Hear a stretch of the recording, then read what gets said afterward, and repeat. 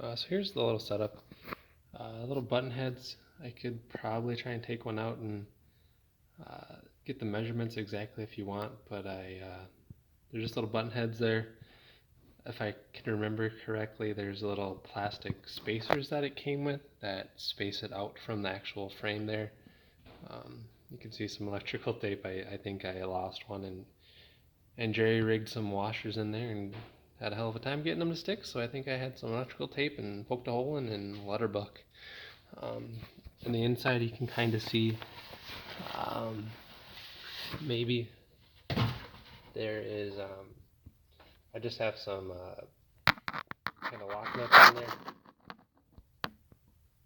If it'll focus, they're just lock nuts on there, and it seemed to line up really well with the opening on the frame.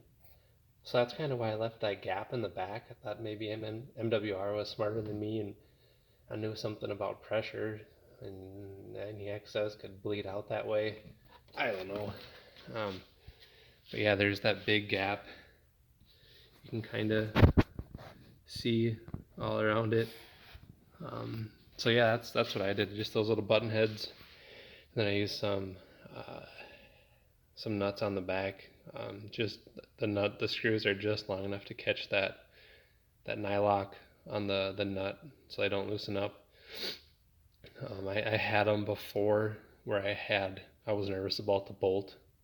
I run a filter, but I was afraid that the nut would come loose. So like, I don't ride it much, but every track day, I'll just kind of reach my fingers in there and make sure the nuts weren't loosening up on me.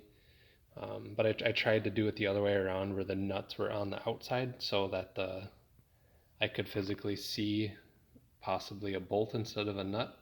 If the nut came off, I could see it from the outside. But the problem was lock to lock, trying to turn it, to get any sort of nut on there, it was hitting the forks. So that's what I did. Hopefully it helps. Just that little button head Allen bolt, so that it doesn't hit the forks on full lock turns, and then just that little nut then on the inside. You can see that a little bit better. There it goes. So just 4 of them on there, and I don't know if it actually made any difference or not. I'm not a good enough rider with my left hand to make a difference. So, and if you didn't buy it, I would strongly suggest getting that MWR, what do they call it? The fairing stay. With the stock fairing stay, it was a giant pain in the butt. I just have some Armor Body race fairings on it, tucked in the corner, and to try to get those fairings on there, it was an absolute nightmare. So with that quick, that MWR fairing stay, I think it was a little lighter than stock. It's just, one bolt here, the windscreen stays bolted to the fairing, and then whatever bolts you have holding it, the rest of the bodywork on there. So to get it off, do clutch changes or something like that. 2 quick things here, this one here, and I don't know if you have a drag bike or not, but I don't have any lowers, so the whole upper comes off in a heartbeat. Windscreen stays on it. Hopefully it helps.